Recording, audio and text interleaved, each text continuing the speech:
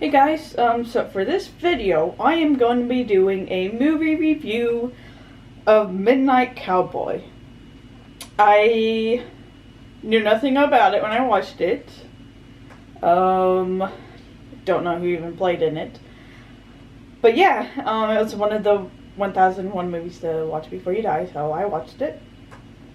And so it was essentially about a man whose name was Joe Buck.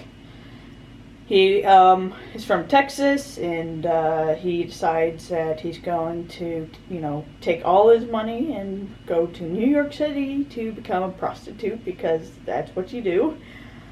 And so he gets to New York City, and he starts pretty much propositioning people. And of course, it doesn't go too well.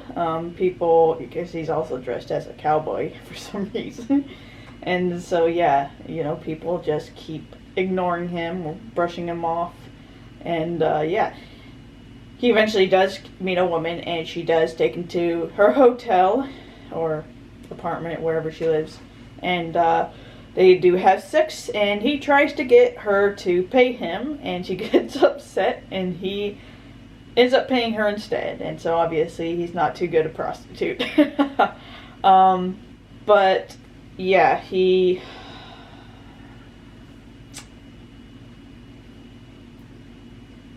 spends the rest of time just traveling around New York City trying to find a client and also listening to his radio. Eventually, he runs out of money and gets kicked out of his hotel room. And that's when he meets Ratso. He's this I don't call it. I just guess thief, if you will. He says that for $20 he will find Joe a pimp, and so Joe gives him the $20, and he gives Ratso connects him with this dude who ultimately ends up being a religious nut who's starts proselytizing to Joe, I guess. So Joe ends up escaping and starts searching for Ratso again to force him to give him his money back. And yeah. And then it also flashes back. There's scenes where we see him, I guess, as a kid, and apparently his mother abandoned him as a child and leaves him with his grandma, so he was the the person in his life.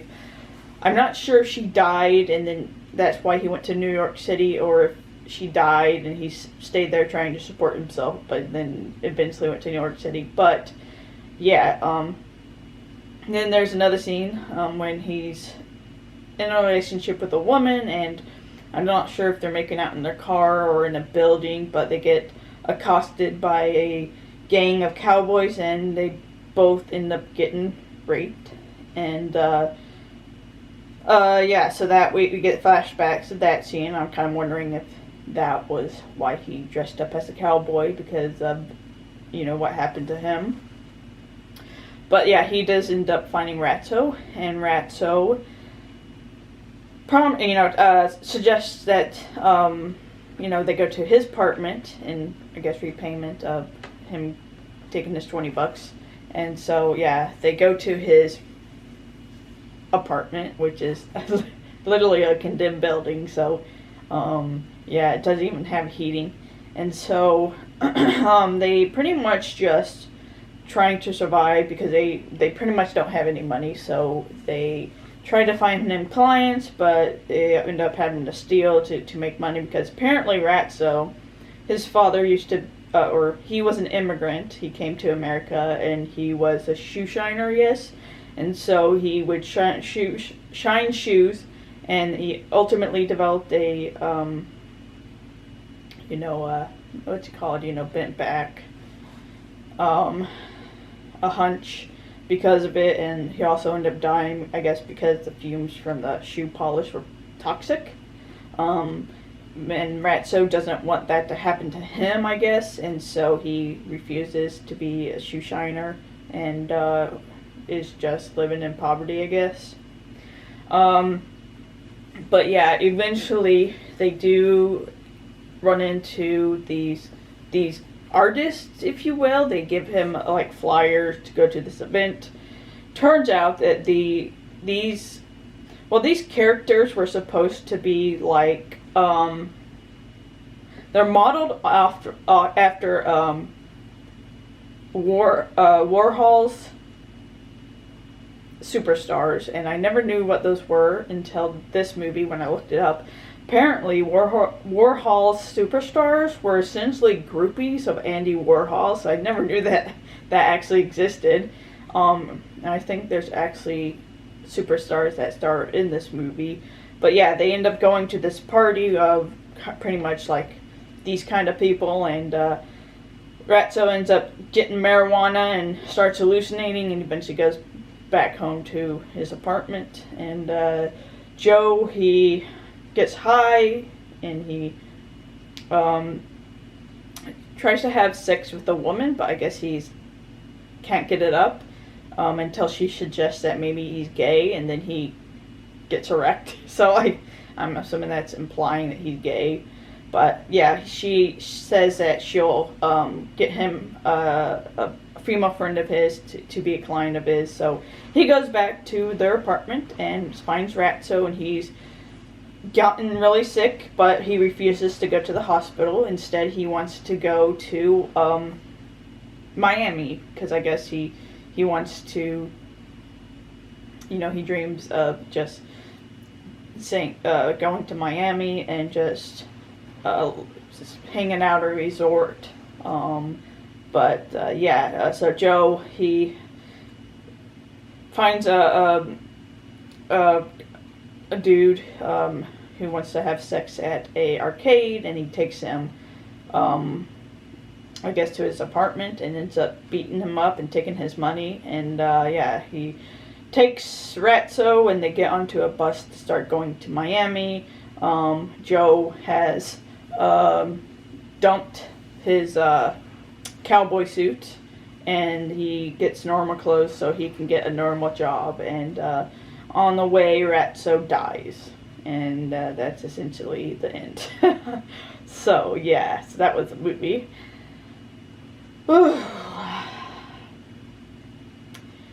Well, can't really like the movie when majority of the movie is homophobic slurs, particularly from Ratso. So don't think I cared much when he died at the end, because, well, homophobic slurs the entire time, and I don't really care if it's accurate to the time period. Just because it was acceptable in that time period doesn't mean I won't judge you for still treating people like shit because they're different than you. So and it's just, the story was, I guess, boring for me. I didn't find it very interesting. And of course, it got praised. Some interesting facts. The movie was actually made by the United Artists, and if you don't know who they are the studio that went bankrupt because of Heaven's Gate, the movie that was so expensive that it bombed and they went bankrupt. And so I thought that was interesting. They still had, like, I guess, important movies, respected movies from that studio, before they went bankrupt. It's actually based on a book, Midnight Cowboy by James Leo Harley. Of course I know I recognized Ratso. I just don't remember what his name was, but it ends up being like Dustin Hoffman when he was really young. He's was skinnier and in this movie. But I did not recognize the guy who played Joe, and it turns out to be John Vaught, Angelina Jolie's father, and he is unrecognizable in this movie versus now. I don't know what happened. He seems taller in this movie too than he does in real life, and I'm not sure if it's just because he looks shorter now, or he gets shorter because he aged. What? Yeah, I thought it was kind of interesting. Harrison Ford was actually auditioned for the role of Joe Buck, but I guess this Vaughn ended up getting it. It was originally a rated R movie, but then after consulting a psychologist, it was given an X rating because of the homosexual frame of reference and its possible influence upon youngsters. Yes. Yeah, the fucking shit that was going on back then, and that was what they were worried about. But it ended up going back to an R rating when they kind of changed, like, the qualifications for, like, the ratings and stuff like that, so. So, the rape scene, the actress who played that scene, she was actually traumatized by that scene because she wasn't actually able to wear a bodysuit because it was just too hot to do, and so she actually had to, have these men on her, like, for hours, and she said it felt like the most horrible thing in the world was that the people were seeing my bare ass, and that was so humiliating that I could not even discuss it, and this kid was just on top of me and all over me, and it hurt, and no one gave a fuck. It was supposed to look like I was being raped, and I was screaming. It was traumatic in some way that couldn't be acknowledged. And so obviously she was traumatized by this movie, which is unfortunate. I'm assuming that's before they had, like, intimacy coordinators or whoever they have on set now that, is involved in sex scenes to ensure that both, the actors are comfortable. So it's unfortunate, of course, when something like a movie ends up traumatizing someone just for, like, the enjoyment of the audience. And I'm not sure about, like, whether or not she continued to act or if she ended up stopping, but it's sad. Of course, the critics loved this. And there was one review that was just kind of made me laugh. It's Vincent Canby's lengthy 1969 New York Times review. So it was a slick, brutal, but not brutalizing movie version of the 1965 novel.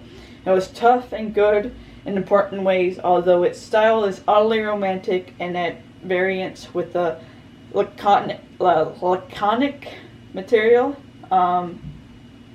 As long as the focus is on this world of cafeterias and abandoned tenements, of desperate conjunctions in movie balconies and doorways, of ketchup and beans and canned heat, Midnight Cowboy is so tough and vivid that it's almost unbearable. Midnight Cowboy often seems to be exploiting its materials for sensational or comic effect, but it was ultimately a moving experience that captured the quality of a time and a place. It's not a movie for the ages, but having seen it, you won't ever again feel detached as you walk down West 42nd Street, avoiding the eyes of the drifters, stepping around the little islands of hustlers, and closing your nostrils to the smell of rancid griddles. And this review just made me, like, realize that I could not be, a published review critic or movie critic, because I couldn't come up with that word salad if you paid me. It felt like he was just, I don't know, it was just made me laugh, this review, because of how, like, ridiculous it was. In the 21st anniversary retrospective in 1994, Owen Gelberman of Entertainment Weekly wrote, "Midnight Cowboy's peep show vision of Manhattan lowlife may no longer be shocking, but what is shocking in 1994 is to see a major studio film linger this lovingly on characters who have nothing to offer the audience but their own lost souls. To be honest, that I was kind of not sure if that's a positive or a negative review. And then it was nominated and won an Academy Award for Best Picture, Director, and Best Screenplay, of course. I didn't realize that it had won a Best Picture award, but yeah. So yeah, it was not my kind of movie. It just was too slow for me, and not really intellectually stimulating for me, so that was that was it. I got it out of the way, so if you like my review of Midnight Cowboy, give this video a like, subscribe to get notifications for all the videos I'll be doing, and you guys have a nice night, stay safe out there, and talk to you later.